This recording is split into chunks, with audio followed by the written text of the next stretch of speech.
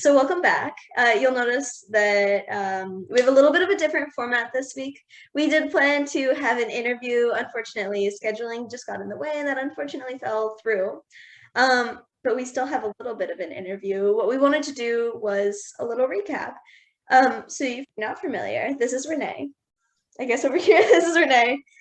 She's on the back end of a lot of things. So I guess, how about you introduce yourself for everyone? Sure. Okay, sure. I'm Renee, as Adriana just mentioned earlier. I am the marketing ambassador, and I've also been the only other woman Autodesk ambassador at Purdue specifically.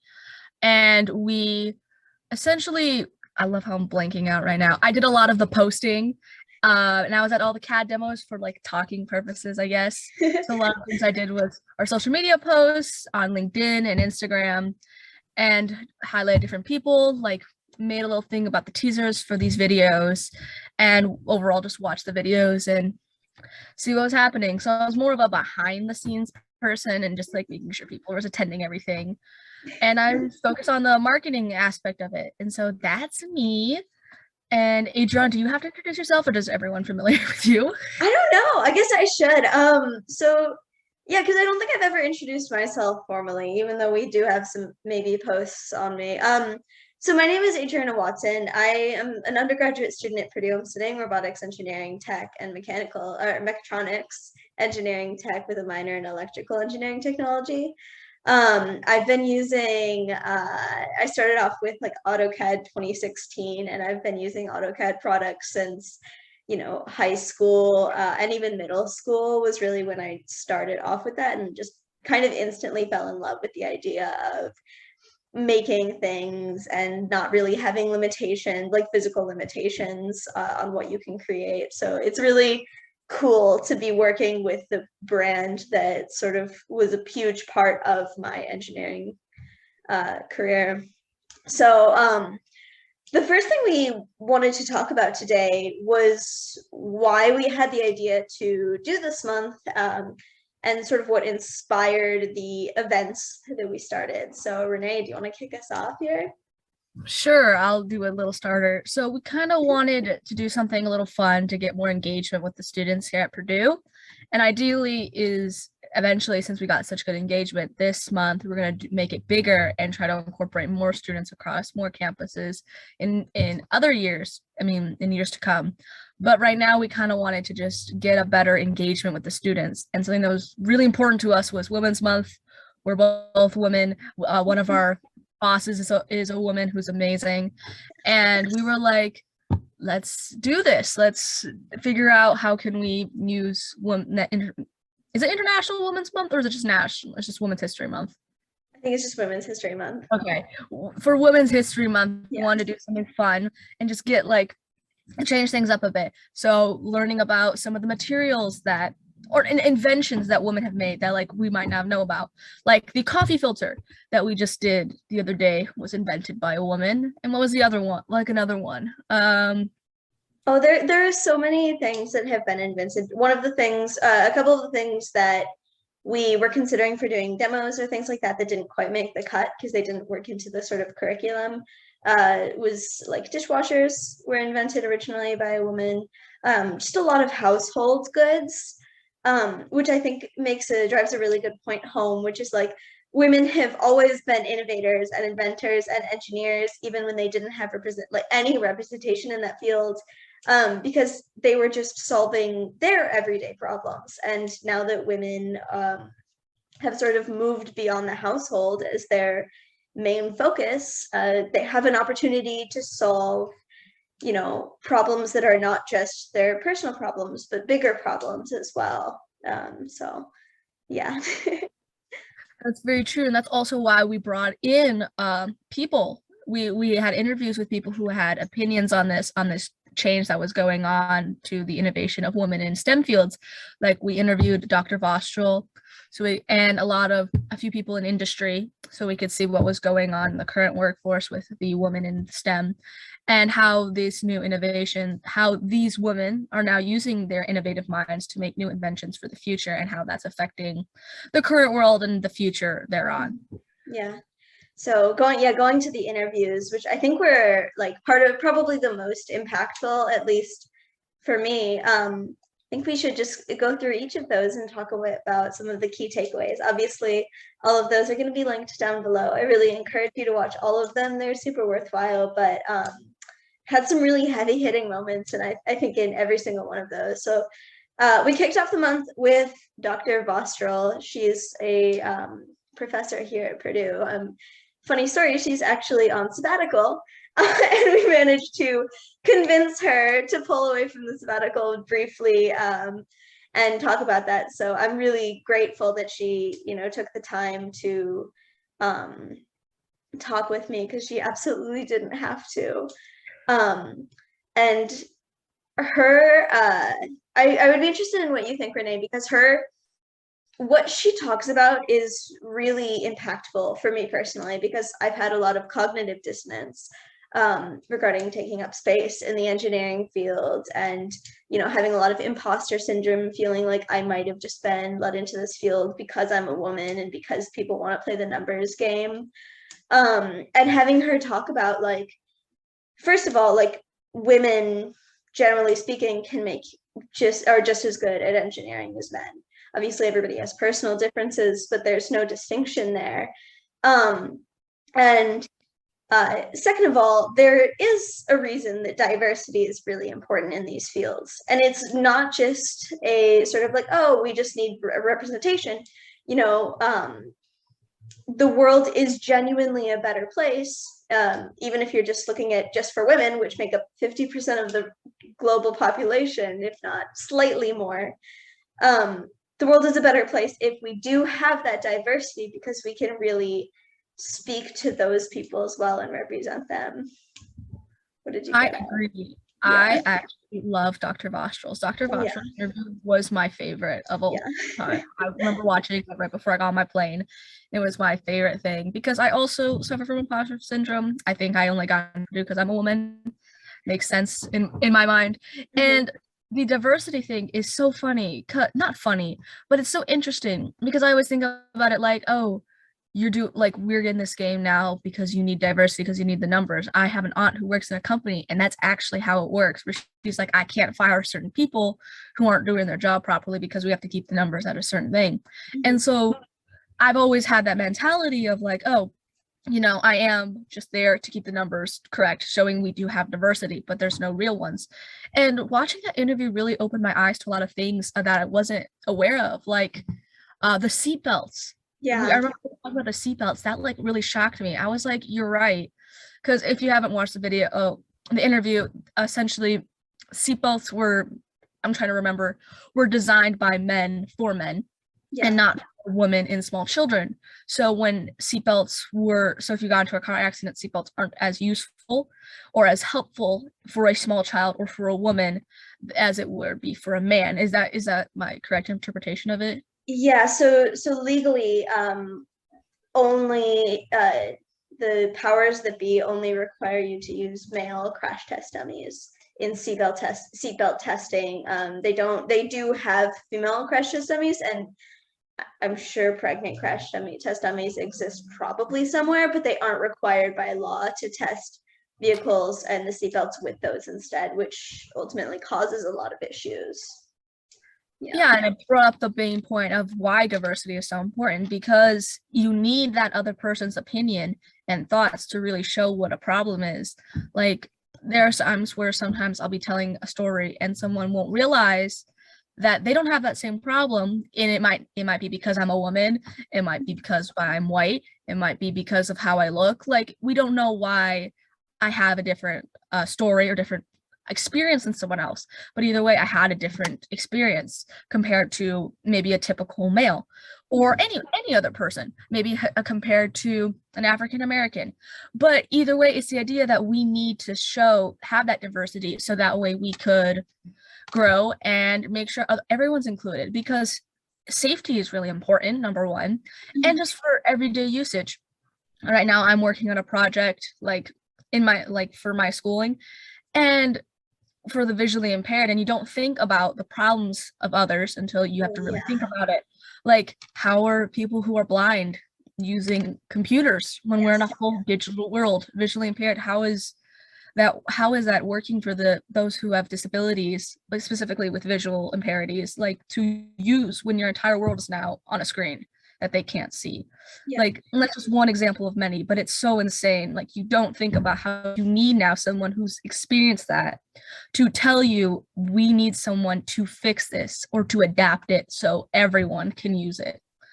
So that's why I really like Dr. Vostral's video, and also like just her research in general is so interesting. Yeah, well, and one of the really interesting things, we didn't actually get into it in the interview because I think our focus was a little different.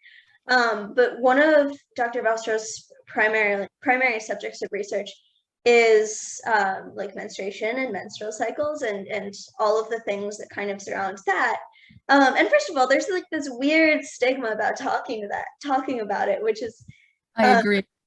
hilarious. But after the interview, we were talking about different menstrual products, and how like there are certain menstrual products that historically were not very common to use. I mean, they were like I think she she described it like you would have to be like the crunchiest in the crunchiest, munchiest like hippie town ever to get a menstrual cup. And now you can buy one online. And like we're part of this really cool generation that's more interested in, sustainability and keeping the earth healthy. And so we're more willing to pick up these sort of like what used to be considered sort of antiquated, weird old lady products, because they're better for the environment. And there are so many feminine products that are like that I've noticed, between that and like disposable razors and things that for whatever reason, even if men also use them, they're only single use for women, and it doesn't have to be like that. I think that's such a cool part of her research as well, because people need to talk about, things like that a lot more. I agree. I always think it's so funny when like someone will drop a tampon or something and then everyone gets embarrassed about it. And I'm like, how is this embarrassing? It's your body. It's something natural. And I also think it's so interesting to learn about this. I always learn something new about this. Oh my goodness, I love how I'm stuttering. It's a topic that needs to be talked about more because I'm always very unknowledgeable about this field, and it's something concerning my own health. And I know tons of other women feel the same way. Right. So it's almost to the point like we only know one thing. We only know, oh, we just use this because it's the easiest, or we didn't know there was other options because they're not talked about, because there's a stigma about not talking about it because it's like you shouldn't talk about it. It's private.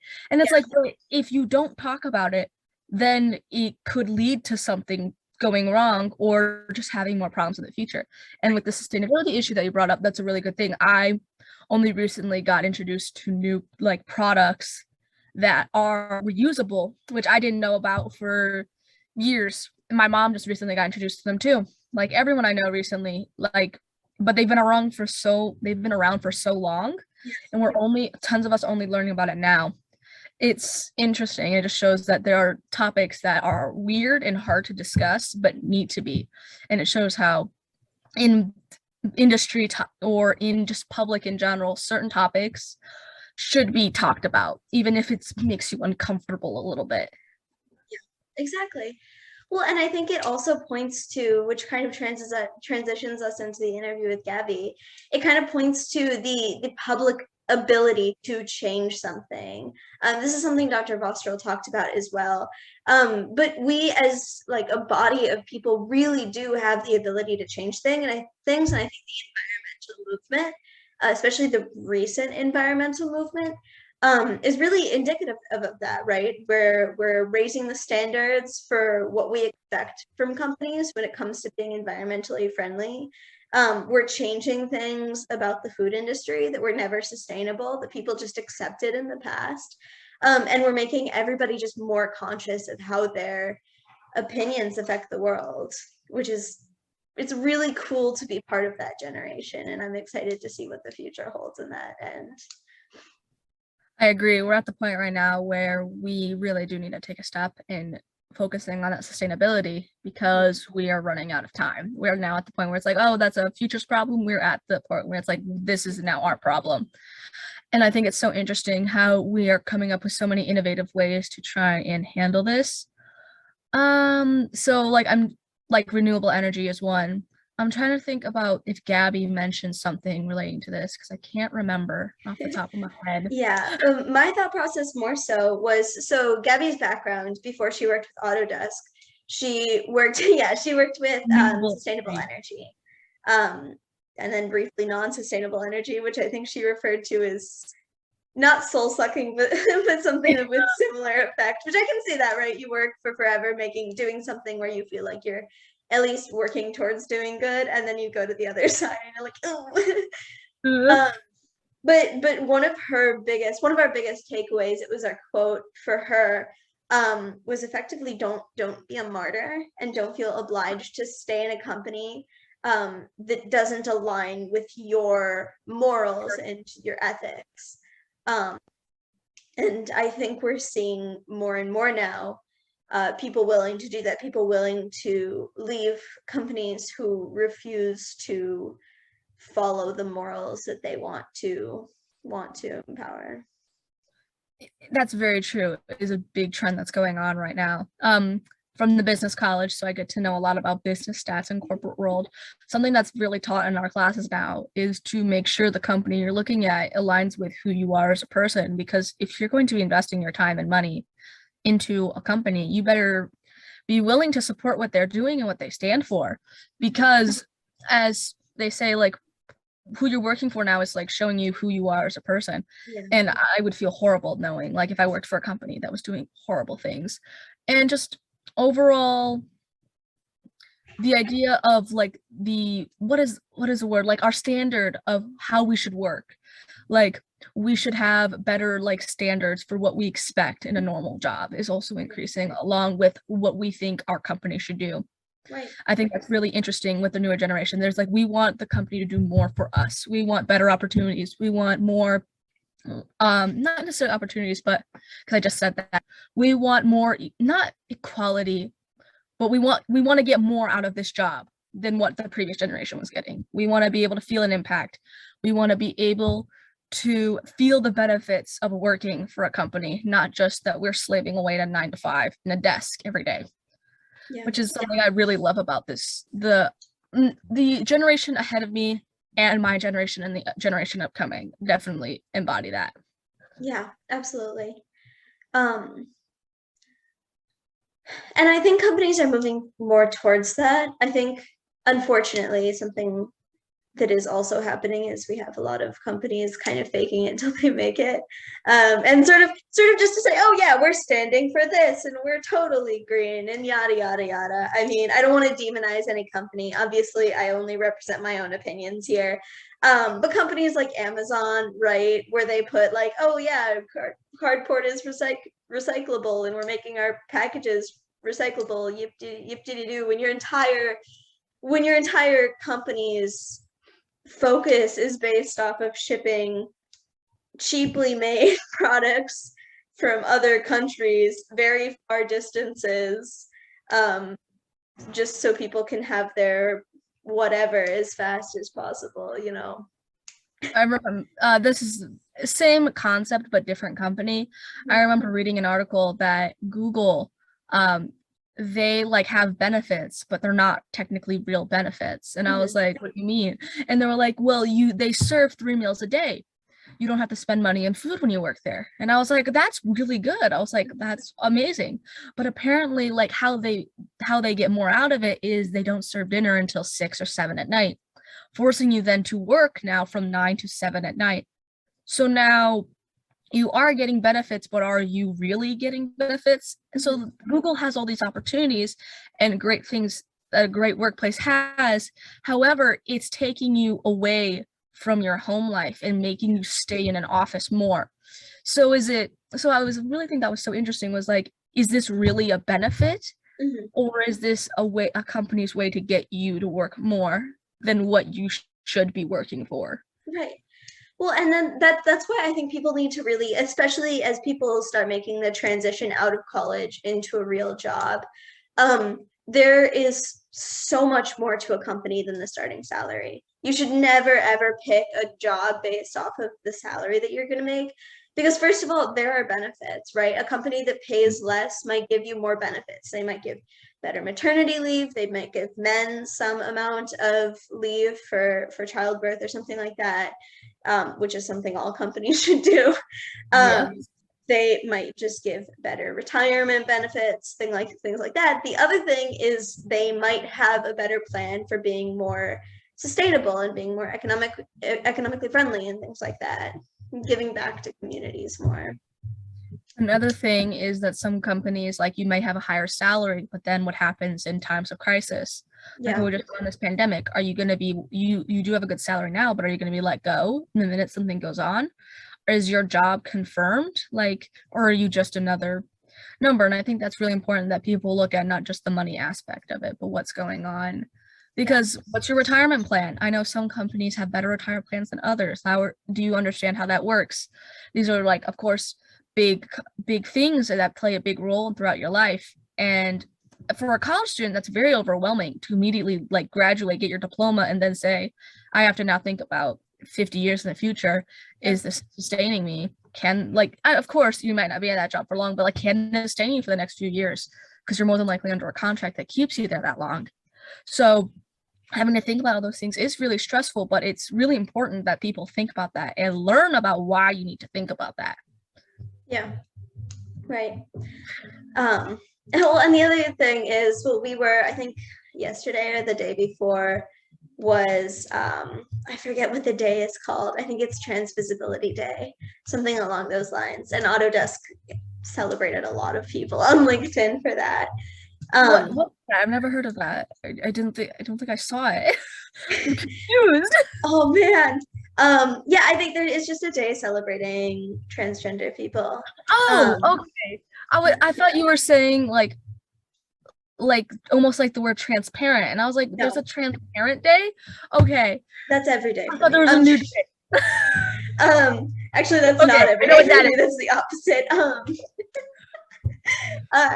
But yeah, I think companies doing that and really highlighting, obviously, I think everybody has different opinions about how appropriate it is to bring up someone's sexual identity in a workplace.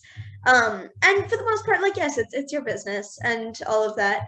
But I think companies being open and celebrating people's differences as well is really important, especially for groups like that and people of color that were so marginalized and mistreated by society for so long.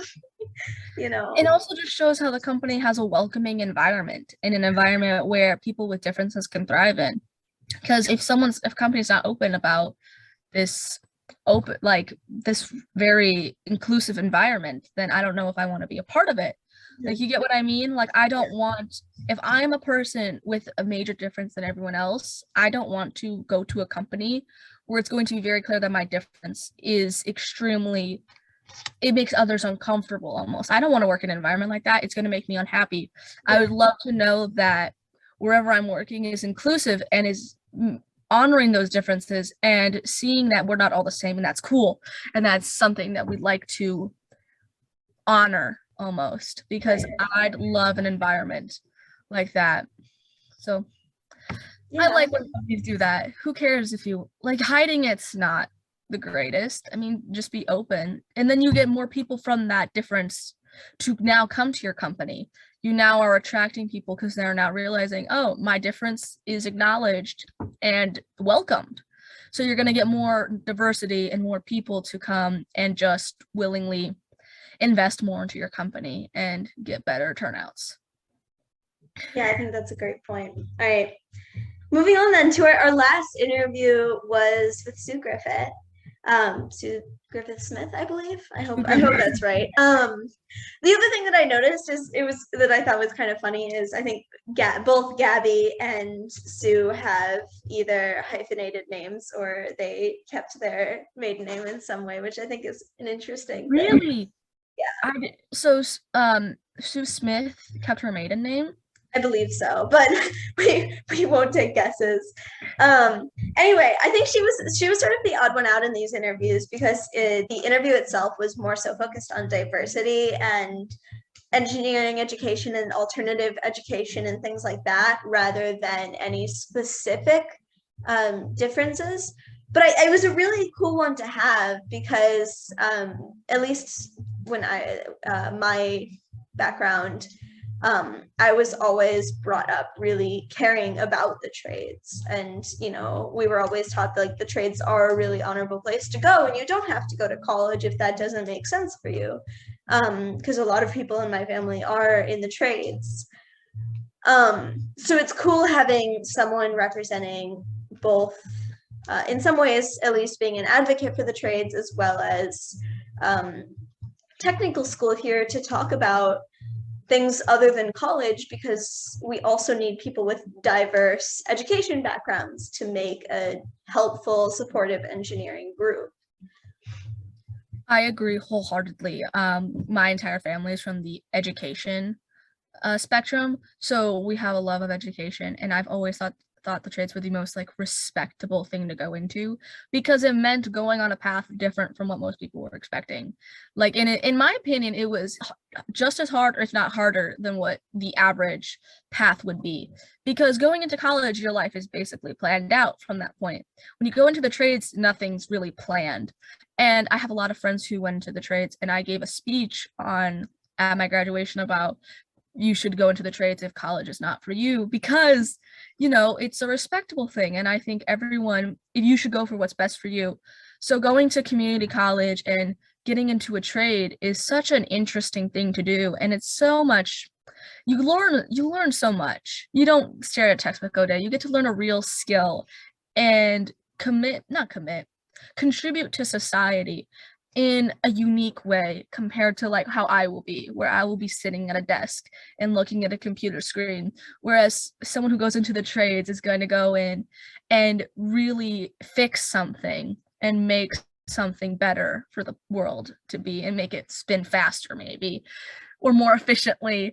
And it's just so fun, and it's so nice to know that there's differences in education, because education is so important.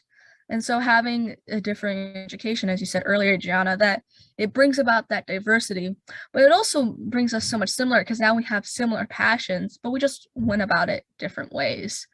So I really liked listening to her talk about secondary education and how the trades were important, and how the trades might be even better than college at one point. Maybe for short term, I remember her saying that, but still, I agree with her on like the trades could become more popular in the future. We'll see an incline of it, then decline, then an incline again.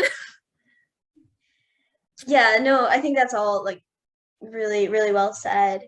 I think the other thing that really strikes me is, at least at Purdue, but sort of universally, there's so much stigma between, and so much tension between traditional engineering students and polytechnic students, so engineering technology students, and tradesmen and technical colleges, where I think, you know, the sort of stereotype is that tradesmen don't think engineers know anything, and engineers think that technologists are just engineers who couldn't get into engineering schools, and technologists just think that engineers can only sit there and do math all day. It's so silly, because there's reason for everyone to be there. I mean, you look at a modern company, one that I'm familiar with, right? Lincoln Electric. Lincoln Electric hires engineers for their R&D team. They hire engineering technologists to make things work. And they hire tradesmen to test out their machines and things like that. They're all necessary in engineering, and trying to say that they aren't is sort of ridiculous. Yeah, it's almost like diminishing what everyone has put through and what they've all worked hard for. And it just shows that, you know, everyone, they went through a different education path, and now they serve a different purpose. For example, I'm technically an engineer, though I'm not really. I'm actually more likely going into business. However, that just means is that when I go to a company, maybe like Boeing, I make sure that we don't have engineers building a plane that's going to cost us trillions of dollars and no one can use it.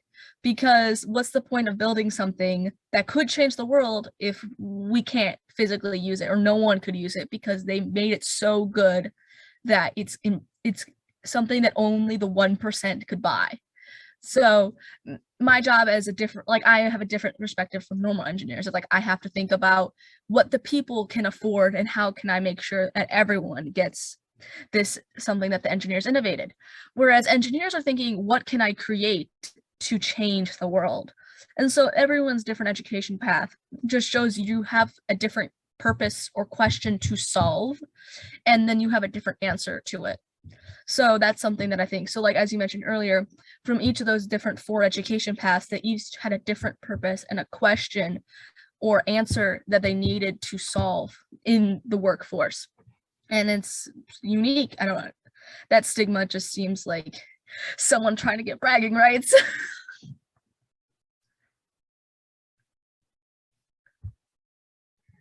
Adriana, oh, okay. I didn't know if you knew you were muted. I was like, yeah, no, I know. Okay, so then our last little topic here is we sort of want to talk about our future plans for next year with this and sort of open the door for a discussion here. So we do plan to do this next year, but I think we have some big plans for how we want to expand it out, Renee. Yes, we want to expand it out to be more widely known people. The people we got were very influential and had really great comments to say. However, what we're hoping for is maybe to get maybe one person who's a big name or from a big place that most people would recognize. And so that way we can get it more on a larger scale. And we are also possibly hoping to open it up to a national level so we can integrate with people, with the other ambassadors at the other colleges like MSU and Stanford. I know we have Autodesk ambassadors there who we can include in this. And I know we were hoping to also maybe include other students in our virtual aspect of it, but then maybe gauge more with our interviews, or maybe guest speakers be on a stage at Purdue. So we're trying to make it more large scale. And so it would really help if we could have maybe some ideas of who people would like to see, or like what people want or think we should include in a next year's month-long event. Yeah, so if you have any topics or anything you'd like to hear about for next year, or any suggestions for guest speakers that we can have, you're more than welcome to comment down below or contact us through our Instagram, social media, YouTube, whatever. And if you have any thoughts on interesting things that you learned from this month and your biggest takeaways, you're also welcome to share those with us. We'd love to hear them. I think on behalf of the Autodesk team here at Purdue, the ambassador team at Purdue, we're so thankful for all of you who've come along this journey with us. We've learned a whole lot, and we hope you have too. And thank you for watching, and look forward to a bunch of fun and new stuff coming up. Cool. Bye. Cool.